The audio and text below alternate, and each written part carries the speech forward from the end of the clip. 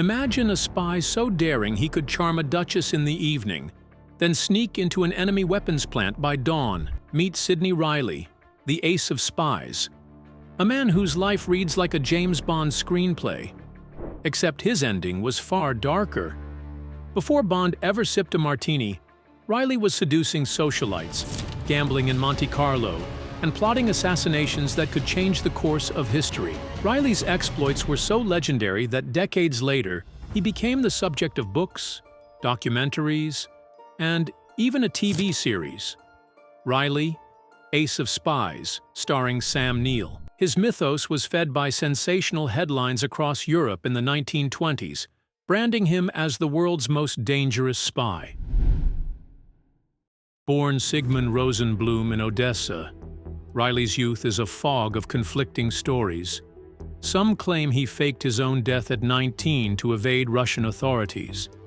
Others say he worked for the Tsar's secret police before betraying them. By his 20s, he had fled to London, mastered English, and transformed into a man who could slip effortlessly between identities. But that talent for reinvention would soon catch the eye of British intelligence. Reilly reportedly traveled to Brazil before settling in London, where he became a wealthy businessman through alleged arms deals. In this period, he built connections with British political figures and members of the military, laying the groundwork for his recruitment as a spy. Fluent in Russian, English, French, and German, Reilly could dine with aristocrats by night and work in a shipyard by day. In one mission, he posed as a welder in a German armaments factory, memorizing blueprints and smuggling them out piece by piece. This wasn't just intelligence gathering. It was espionage as performance art. But the missions would only get riskier and deadlier. Reilly also operated in the Far East, conducting missions in China and Japan. In Port Arthur, during the Russo-Japanese War, he allegedly passed information to the Japanese military that altered the outcome of naval engagements. Reilly's work in the Far East reads like a spy novel. In 1904, under the guise of a timber company executive, he embedded himself in Port Arthur, a strategic Russian stronghold. His real mission? Stealing classified harbor defense plans. These blueprints were later sold to Japanese forces, who used them to cripple the Russian Pacific Fleet in a surprise naval assault. Some historians credit this operation with changing the tide of the war. Even more staggering, Reilly allegedly brokered weapons deals on both sides, making him a war profiteer disguised as a patriot. Was he helping Japan win, or just cashing in on chaos? At the 1909 Frankfurt Air Show, Reilly pulled off one of his boldest thefts, without anyone even realizing it had happened. After a German aircraft crashed on display, Reilly infiltrated the wreckage pretending to be an aviation engineer.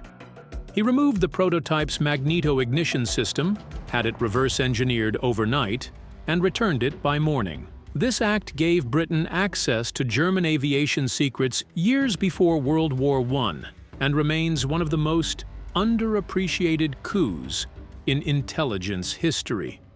Reilly's work in the Far East reads like a spy novel. In 1904, under the guise of a timber executive, he embedded himself in Port Arthur, a vital Russian naval fortress. His true mission? Stealing harbor defense plans. Reilly sold the stolen schematics to Japanese forces, helping them decimate the Russian fleet. Some believe his intel changed the tide of the entire war. And while warships burned, Reilly counted his profits. A patriot? Or just a war profiteer in disguise? In 1909, at the Frankfurt Air Show, Reilly pulled off one of espionage's quietest game-changers. Disguised as an engineer, he removed an experimental German magneto from a downed aircraft. By morning, the device was back in place. No one noticed, but British military engineers now had German aviation secrets, years before the war began. Like Bond, Reilly thrived in luxury. He wore bespoke Savile Row suits, played high-stakes baccarat, and traveled on ocean liners dripping with crystal chandeliers. But these pleasures weren't indulgences. They were covers, giving him access to the powerful and the dangerous. And one night in Monte Carlo, his gambling almost cost him his life. Reilly was known for his ability to speak in multiple accents and adapt his dress and manners to blend into any environment. These chameleon-like skills made him almost unrecognizable from one operation to the next. Years before Monte Carlo and London high society, Reilly was already manipulating war for personal gain. In 1904, during the Russo-Japanese War, he posed as a timber merchant in Port Arthur, a Russian naval stronghold. But the timber trade was a front. Reilly's real target? The harbor's defense schematics, vital information on Russian artillery placements and ship routes. He sold the intelligence to Japanese forces, helping them deal a crippling blow to the Russian fleet. And while fleets sank and soldiers died, Reilly counted his profits. It was one of the earliest examples of private war profiteering through espionage. Not for country, not for cause, just for leverage. In 1918, Reilly became embroiled in the Lockhart plot to overthrow the Bolsheviks and assassinate Lenin. Working with Robert Bruce Lockhart, Reilly sought to enlist Latvian troops, storm the Kremlin, and install a pro-Allied government. The plot unraveled, and Reilly escaped Moscow by the skin of his teeth. But that escape would make him one of the most wanted men in Russia. According to some accounts, Reilly met face-to-face with Lenin on more than one occasion before the plot, using his charm to gather intelligence. In the weeks leading up to the 1918 Lockhart plot, Reilly is believed to have come dangerously close to Vladimir Lenin, meeting him under false identities at social and political gatherings.